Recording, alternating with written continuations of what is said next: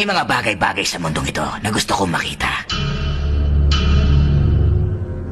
Siya nga pala, Whis.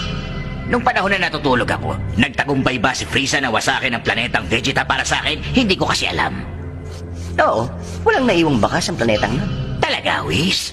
Pwede ko sanang hayaang mabuhay ng walang hanggan ang nasa planetang yun, pero puro sila pasaway. Matigas din ang ulo ni Vegeta.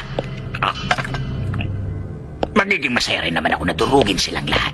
Pero masyadong malayo sa akin ang mundo nila. Mag-aaksaya lang ako ng oras.